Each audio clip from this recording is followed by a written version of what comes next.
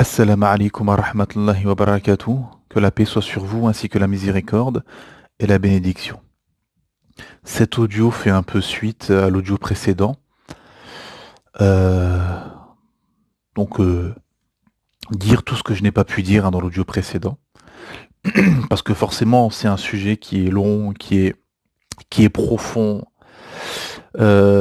qui est très important, parce que c'est quelque chose de fondamental pour chaque musulman et chaque musulmane sincère, hein, qui n'ont pas pris leur religion comme jeu, qui sont pas dans les coutumes, la tradition et et que l'islam n'est pas une conviction pour eux.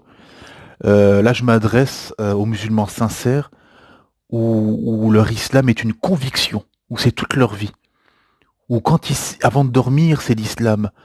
Dans leur sommeil, c'est l'islam. Quand ils se réveillent le matin, la première chose à laquelle ils pensent, c'est l'islam, c'est adorer Allah Ta'ala, c'est leur créateur, c'est obéir aux injonctions. Toute leur journée, c'est l'islam. Bien évidemment, on est des humains, on est faible, on peut faiblir, on a des manquements, on, excusez-moi, on va pécher, on pêche et on pêchera, c'est inéluctable, hein, on n'est pas des anges, on a des manquements, etc. Mais comme dit le prophète Mohammed sallallahu alayhi wa sallam, innamal a'malu binniyat. Les actes ne valent que par leurs intentions. Quelle est ton intention quand tu te réveilles le matin? Adorer ton créateur, lui vouer un culte exclusif, le tawhid, l'unification divine, faire le bien, faire le khair, gagner des hasanat, te préparer pour le qiyamah, te dire c'est peut-être ton dernier jour, tu vas peut-être mourir aujourd'hui, ou bien c'est faire plaisir à tes passions, à ton nefs, à tes intérêts, le regard des gens, vivre sur le regard des gens de ta famille. Ah, je vais pratiquer mon islam comme ci ou comme ça parce que ça va plaire à ma famille. Non, non. Tu dois pratiquer ton islam comment ça va plaire à ton créateur, Allah subhanahu wa ta'ala. Et c'est le malheur dans lequel tombent beaucoup de musulmans, qu'ils adorent Allah ta'ala, mais avec sous le regard des uns et des autres. Se dire, ah, si je laisse un peu trop pousser la barbe, ou je me voile un peu trop, ou je fais un peu ci ou peu ça, ma famille, qu'est-ce qu'elle va penser, qu'est-ce qu'ils vont me dire? Non, tu t'en fous, tu seras un étranger, tu seras marginal, ça ne sert à rien. Ça ne sert à rien d'essayer de chercher à bricoler comme ci, comme ça. Non, c'est comme une voiture. On cherche à bricoler, à faire ci, ça. Ta voiture, elle marche plus, change de voiture. Voilà. Assume, désavoue-toi de ce véhicule et prends un nouveau véhicule. Ben là, c'est un peu pareil. Désavouez-vous. Désavoue-toi. Euh, donc c'est un sujet qui est très très important par rapport à ça, parce que ça touche à la chair de tout musulman sincère, et ça nous a tous touchés. On est tous passés par là. Moi le premier. On a tous vécu ça. On a tous vécu ces chocs ou ces épreuves ou ces interpellations. On a été interpellés. On se dit, qu'est-ce qui se passe? Pourquoi mes proches qui se disent musulmans, musulmanes, réagissent comme ça? Pourtant, ils mangent halal. Ce que je sais de eux, c'est qu'ils mangent halal, ils font le ramadan, ils croient en Allah, certains prient, etc. Mais je suis devenu l'ennemi public numéro un. Je suis devenu un étranger marginalisé. On regarde comme un intrus, comme quelqu'un de bizarre, comme quelqu'un de fou. Et les gens se remettent en question. Ils se disent, mais le problème, c'est peut-être moi. Peut-être c'est vrai, je suis peut-être trop ci, peut-être trop ça. Je dis, non, non, non, non. Non, vous êtes sur le droit chemin. C'est eux qui ont dévié. C'est eux qui ont dévié. Comme un shir donnait cet exemple, avec tous les groupes musulmans, hein, les Ikhwan, les soufis, les voilà, toutes les sectes qui ont apparu, qui se réclament de l'islam, tous les groupes, etc. Et il donnait comme exemple, il disait, c'est comme si vous avez un mouchoir tout blanc, et, et que ce mouchoir blanc a été taché au fil du temps, au fil des années. Il y a eu des taches bleues, rouges, verts, orange, etc., ainsi de suite, marron et tout. Et le blanc, finalement, est une couleur parmi les autres couleurs. Et on vient et on te dit, ah, de quelle couleur est ce mouchoir? Et la personne te dit, bah, il est de toutes les couleurs. Tu vas dire, non, ce mouchoir est blanc. Il a été taché, c'est juste qu'il est sali, mais là, sa couleur authentique initiale de base, c'est le blanc. Ah bah là, c'est un peu pareil. C'est-à-dire que l'islam authentique, finalement, est noyé au milieu de plein de sectes, de déviances, de laxisme, de colonisés, etc., etc. Et toi, qui appliques l'islam authentique, qui suit Qala Allah, Qala Rasoul, qu'a dit Allah, qu'a dit son messager, le consensus des savants, etc., etc., les règles en islam, les fondements, etc. Ah bah t'es vu comme quelqu'un de bizarre, etc. Parce que t'es noyé au milieu de tout ça. Et t'es une minorité, on est des minorités au milieu d'une majorité corrompue, comme le prophète Mohammed sallallahu alayhi wa sallam l'a annoncé il y a 1400 ans. Ces Rourabas, ces étrangers seront une minorité qui suivront la sunna et qui réformeront une majorité corrompue. Et c'est ce qui se passe aujourd'hui. Il y a une majorité corrompue. Dans la communauté musulmane, il y a beaucoup de traîtres, d'hypocrites, de vendus, de gens qui ont vendu leur religion, des, des pseudo-prédicateurs ou imams qui appellent à eux, qui appellent à leurs instituts, à leurs intérêts, qui veulent gagner des biens mondains, qui essayent de modifier la religion pour faire plaisir aux colons, aux ennemis de l'islam, ainsi de suite. Et toi, au milieu de tout ça, bah, t'es considéré comme un intrus, comme quelqu'un de bizarre, comme quelqu'un de déviant, alors que c'est eux qui ont dévié, tout simplement. C'est comme si vous avez un chemin tout droit, vous vous êtes resté sur ce chemin droit, la masse des gens ont dévié, sont complètement dans le décor à côté, dans des terrains boueux, dans des terrains sauvages, où il n'y a pas de route, etc. Et ils te regardent bizarre et te disent mais t'es pas dans le bon chemin, etc. Alors que si, toi t'es sur la ligne droite, t'es sur un chemin goudronné, bétonné, avec des marquages au sol, qui a été fait justement pour que tu passes là, et eux sont dans des terrains boueux, sauvages, etc. Et ils te regardent bizarre en te disant mais pourquoi t'es sur ce chemin-là? Et c'est ce qui se passe actuellement. Donc c'est quelque chose de très profond, très euh, qui a touché beaucoup de gens, qui touche et qui touchera les nouveaux convertis, les nouveaux musulmans, les maghrébins, africains, turcs entre guillemets nés en Europe qui vont se repentir, mais comme je l'ai expliqué dans l'audio précédent, qui seront plus des convertis plus qu'autre chose. Et donc voilà, donc vous allez avoir ces chocs. Hein. D'abord ça va être la famille, ensuite ça va être la société. Ensuite, vous allez voir dans la communauté musulmane, beaucoup d'hypocrites, de traîtres. Vous allez voir dans les responsables de mosquées, d'associations musulmanes, etc., des gens qui, un frère, qui est imam, en parlait, il y a quelques jours, qui officiait dans certaines mosquées, etc., qui a, qui a offert ses services dans certaines associations, etc. Il y a quelques jours, on parlait sur Twitter en disant, quand vous rentrez dans beaucoup d'associations, dans certaines mosquées, etc., vous voyez que les gens, en fait, leur priorité, c'est pas l'islam. C'est pas la da'wah. C'est autre chose, malheureusement. Et le cinquième choc que j'avais expliqué dans ce développement, c'est beaucoup d'imams, de prédicateurs corrompus, certains qui passent à la télé, hein, toute l'équipe là, des imams corrompus qui passent à la télé pour plus blâmer l'islam et dire en gros aux musulmans de rentrer dans le rang et d'être soumis aux colons, plus que... parce que l'islam, c'est révolutionnaire en fait. C'est faire sortir les gens, et c'était la mission de tous les prophètes, faire sortir les gens de l'esclavage, des systèmes païens des hommes, de la dictature des hommes, de l'esclavage des hommes et de l'idolâtrie des idoles, vers la soumission du Créateur unique, Allah subhanahu wa ta'ala. Et forcément, on va te combattre. Et c'est pour ça qu'on a, dans les récits prophétiques, beaucoup de ça, beaucoup de désaveux. Regardez Ibrahim alayhi salam, le prophète Abraham, Ibrahim alayhi salam, il s'est désavoué de son père et de sa société, dans la société dans laquelle il vivait, et de sa famille, de son père. Il s'est désavoué de son père dès qu'il lui est apparu clairement que c'était un ennemi d'Allah, subhanahu wa ta'ala.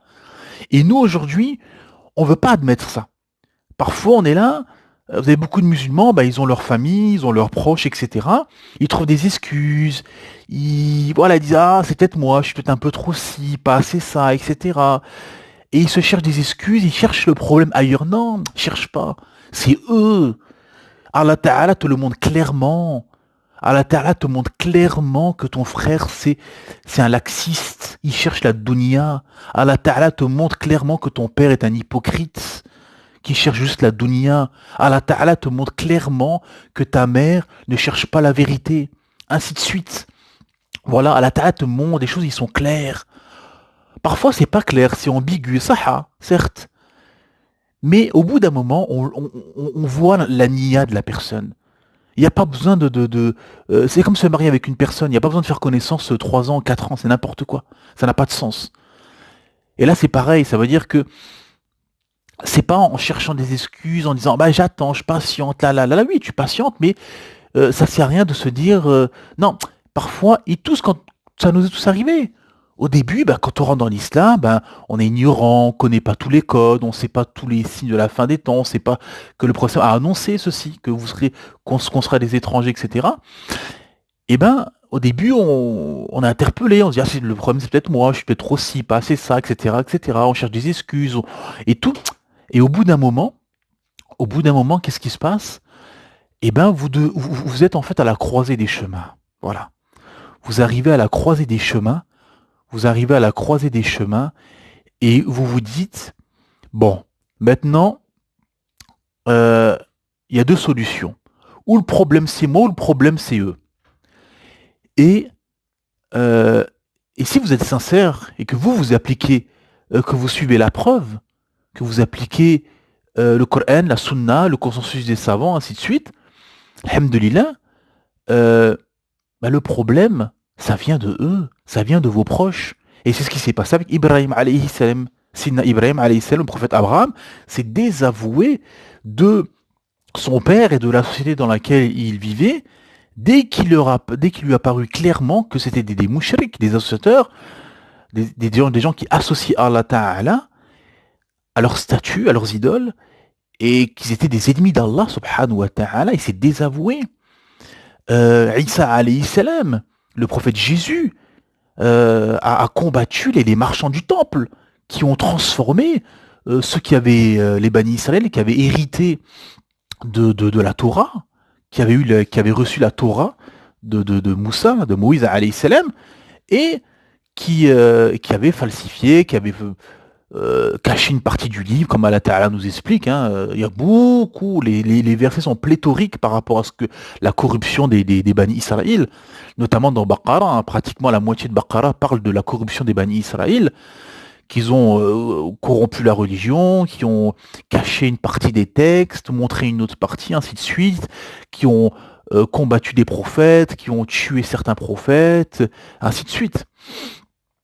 Et Isa, Jésus, alayhi salam, a chassé, a combattu les marchands du temple, qui ont corrompu la religion. Et aujourd'hui, vous en avez beaucoup des marchands du temple dans la communauté musulmane, des imams, des prédicateurs, des responsables d'associations musulmanes ou de mosquées, ainsi de suite, etc.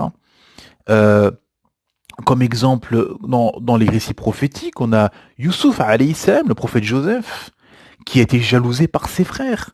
Qui a été jalousé par ses frères. Pourquoi? Parce que il était favorisé, il a été favorisé, c'est un prophète, il était pieux, il avait eu ce fameux rêve où il voyait la lune, le soleil, les étoiles s'incliner devant lui, etc. Et qui a été favorisé par son père. Euh, et donc, il était jalousé. Donc vous serez jalousé comment dire, parmi vos proches, parmi dans vos familles. Vous serez jalousé, pardon, dans vos familles. Vous devrez vous désavouer, comme Abraham, alayhi salam, s'est désavoué de sa famille, de sa société. Vous allez voir de la corruption parmi votre communauté, des traîtres et des hypocrites, comme Jésus, Isa alayhi salam, pardon, l'a constaté. Le prophète Mohammed, sallallahu alayhi wa sallam, le dernier prophète, qui a été combattu parmi sa tribu l'a combattu, alors qu'il était considéré, jusqu'à l'âge de 40 ans avant qu'il ait la prophétie, qu'il était considéré comme quelqu'un de probe, d'honnête, de juste, à qui on pouvait faire confiance, il était sonné le véridique, etc. Dans toute l'Arabie, tu demandais la première personne à qui tu peux faire le plus confiance, c'est le prophète Mohammed sallallahu alayhi wa sallam qui revenait. Et dès qu'il est devenu prophète, qu'est-ce qui s'est passé? Majnoun, Kazab, c'est un menteur, c'est un fou, c'est un sorcier, c'est un ci, c'est un ça, là. Il a été calomnié, insulté, ainsi de suite, invectivé, etc. Parmi sa propre tribu. Donc ça veut dire quoi tout ça? Quand on voit tous ces récits prophétiques, au final, qu'est-ce que ça veut dire? Ça veut dire que quand tu vas venir avec la vérité, et ça c'est très important à comprendre et à assimiler, mes frères et sœurs, c'est que quand tu vas venir avec la vérité, quand tu vas venir avec l'authenticité du texte divin révélé par le Créateur, Allah subhanahu wa ta'ala, ah ben tu seras combattu, tu seras jalousé, toute la société va se lier contre toi. Ta famille, tes proches, tes amis, la société, le système, euh, euh, la société de manière générale, les autorités, euh, tes proches, des gens que tu n'aurais jamais soupçonné qui seraient retournés contre toi, ta tribu, ta nation, les gens vont se lier contre toi. Parce que tu suis la vérité. Et surtout à notre époque, où on est colonisé mentalement, on est faible, on est divisé, il n'y a pas de khalifa. Dans les pays musulmans, les gens ils font tout pour copier le colon et venir vivre chez le colon même. Surtout dans cette époque où on est rempli de traîtres et d'hypocrites, malheureusement. Et ça, c'est un constat dur, sec, mais réaliste à faire, tout simplement. On peut nier les choses. Hein. Parfois, on va nier. On va se dire non, on va trouver des excuses, on va. Mais au bout d'un moment, l'évidence, en fait, elle est claire. On se dit, mais non, c'est clair. C'est clair, net et précis. Et Allah Ta'ala nous montre les choses. Et justement, plus tu seras proche d'Allah Ta'ala, plus tu seras pieux, plus tu seras sincère avec Allah Ta'ala, plus Allah Ta'ala va te montrer des choses, tu auras une clairvoyance, et Allah Ta'ala va te montrer des choses qui échappent à la majorité des gens. Subhanallah al-Azim. Et donc, c'est ça, il faut accepter, il faut assumer. Accepter et assumer, et soyez ferme, parce que vous serez marginalisés, vous serez des étrangers, vous serez moqués, vous serez invectivés, on va vous prendre de haut, on va vous dire des mots méprisants, on va vous jeter des regards méprisants, on va vous combattre, on va vous exclure même de la famille, de la société, etc. On va vous marginaliser, on va se moquer de vous, on va vous calomnier, on va même mentir sur vous pour rajouter encore, etc. Parce que vous suivez la vérité et parce que vous êtes sincère avec Allah subhanahu wa ta'ala et parce que vous appliquez les textes tout simplement, ah ben vous serez comme ça. Vous serez dans cette posture, dans la posture de tous les prophètes et ceux qui ont suivi les prophètes, la posture de la personne où tout le monde va se lier contre elle parce que vous avez la vérité. Mais alhamdulillah, Allah Ta'ala va vous accompagner, Allah subhanahu wa ta'ala va vous assister.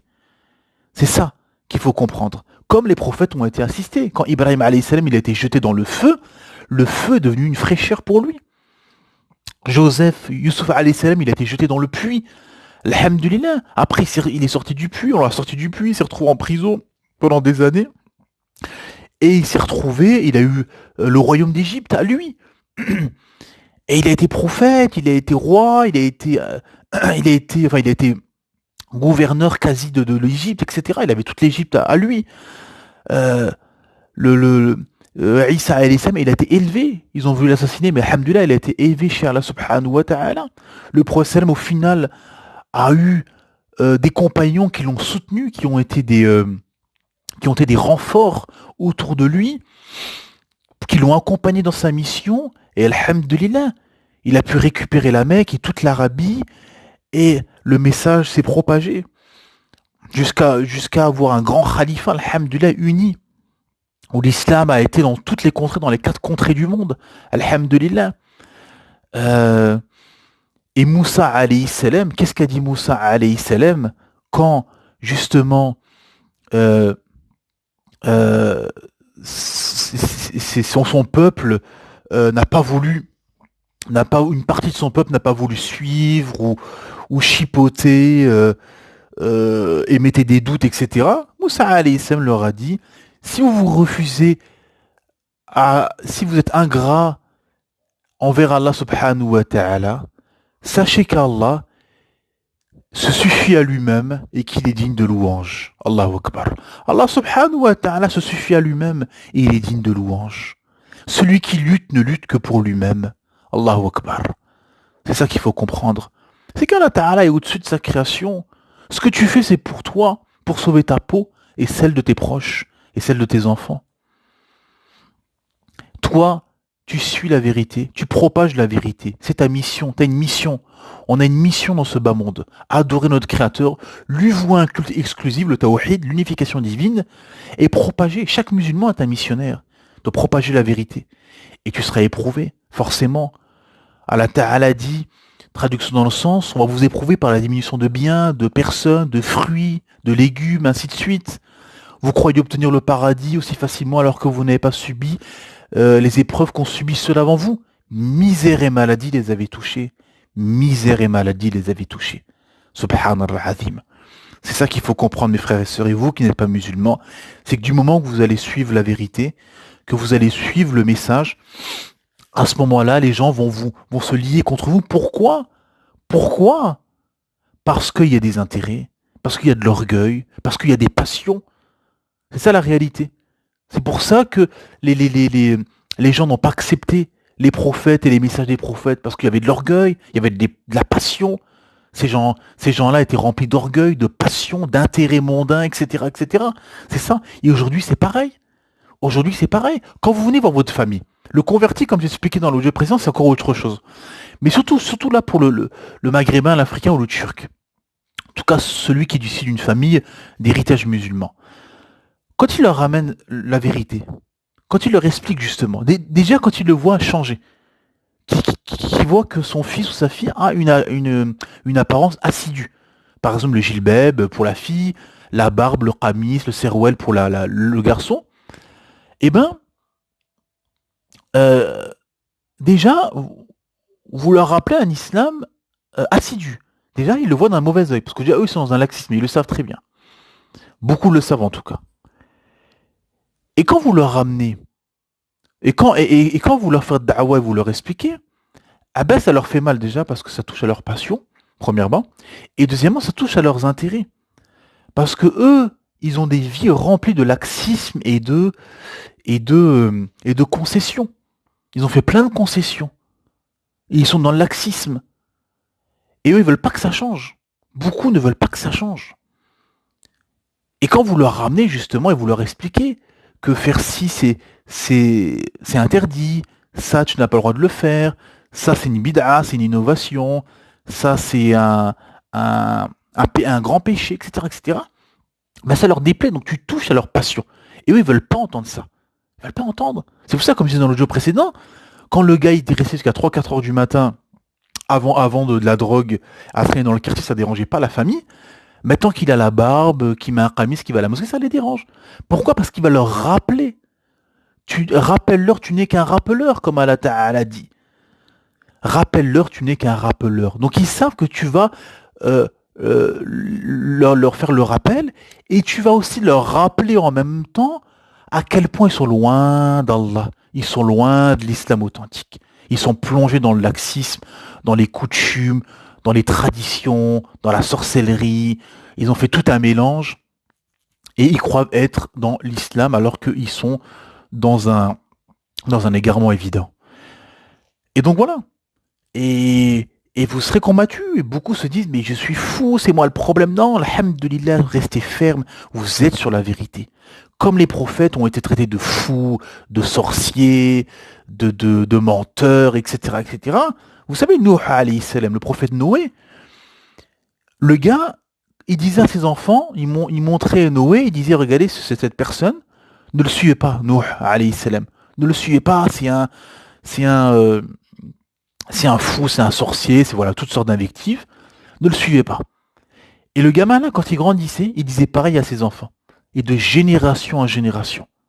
Parce que Nuh alayhi salam, il a vécu 1000 ans, moins 50, c'est-à-dire 950 ans dans la da'wa, la difficulté, 50 ans dans la sérénité. Et de génération en génération. Elle était traitée de fou, de ci, de ça. Comme aujourd'hui. Vous êtes des islamistes, des radicaux, des extrémistes, des radicaux, des islamistes, des wahhabis, des salafistes, et tous les mots là, toutes les invectives, etc., qui veulent rien dire. Au final, en fait, c'est des mots, alhamdoulilah. C'est une fierté d'être traité d'islamiste. Car justement, tu es dans la vérité. Parce que quand on te dit que t'es un musulman modéré, c'est que t'as fait beaucoup de concessions et que t'es pas loin de l'apostasie. Wal'iyadu billah, qu'Allah nous en préserve. Et donc voilà. Et Nuh alayhi salam, le prophète Noé, il est resté ferme. Et c'est ça le message. Jusqu'au jour où il a fait cette dua, il a demandé à Allah Ta'ala, il a dit je suis vaincu. Allahu Akbar. Je suis vaincu. Et il a fait dua dans Surat Nuh alayhi salam, les duas, les paroles de Nuh, ils sont profondes, et ils sont lourdes. Ils sont lourdes. Allez dans la Surat Noé, la Surat Nuh, et vous allez voir à la fin de la Surat, les paroles, ils sont lourdes. Tout au long de la Surat, elle est magnifique. Elle est magistrale, cette Surat. La Surat Nuh, c'est la Surat Noé. J'ai plus le numéro 71, il me semble, de tête. Euh, où tout au long de cette sourate, où Noé, justement, il explique, je les ai appelés publiquement, en secret, je leur ai fait des recommandations, etc. Et ça ne les a fait qu'accroître en orgueil. Ils ont été de plus en plus orgueilleux.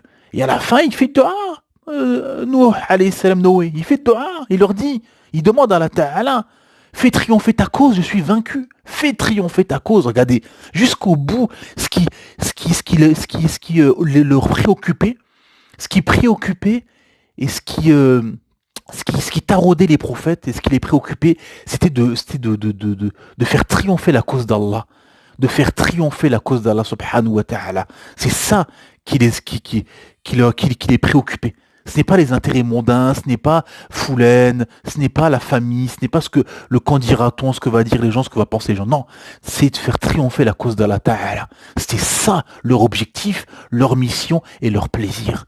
Et Nuh alayhi salam a demandé, je suis vaincu, fais triompher ta cause. Allahu Akbar. Et Allah Ta'ala, et ensuite la suite, il lui a dit de construire une arche, et ensuite il y a eu le déluge, et ainsi de suite, vous connaissez l'histoire. Et c'est pour ça, quand vous lisez cette sourate, la sourate Noé, elle est magistrale par rapport à ça. Et donc voilà. Et vous serez des marginaux, vous serez combattus, vous serez moqués, etc. Mais alhamdulillah, c'est que vous êtes sur la bonne voie. Et c'est la voie des prophètes. Ceux qui ont été le plus éprouvés sont les prophètes, ceux qui les ont suivis, et ainsi de suite. Donc tu seras éprouvé, tu seras combattu, tu seras marginalisé, tu seras un étranger.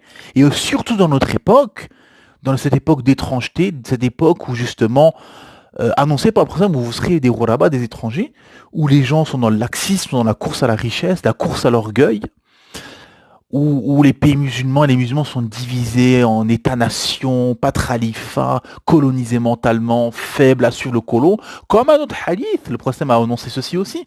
Vous allez les suivre jusqu'à ils vont aller dans un trou de lézard, vous les suivrez dans ce trou de lézard. Wallayadu billah. Et donc voilà. Et donc, c'est pour ça que le problème ne vient pas de vous. C'est la masse qui est d'un côté dans la mécréance, l'énorme masse d'humains dans la mécréance, et la masse des musulmans qui sont beaucoup, il y a beaucoup d'hypocrites, de traîtres, de gens qui vendent la religion à vil prix, de marchands du temple, d'escrocs, de traîtres qui pactisent avec le colon, de laxistes, de passionnés. Et vous, alhamdoulilah, vous êtes des lumières parmi tout ça. Et justement, voilà, vous n'êtes pas fous. Vous n'êtes pas fous, mes frères et sœurs, vous êtes juste sincères, vous suivez la vérité, et en fait, vous êtes des lumières qu'Allah Ta'ala a éclairées, alhamdoulilah. Vous êtes des lumières, et vos proches, les gens et la société, les traîtres et les hypocrites ne supportent pas cette lumière que vous dégagez.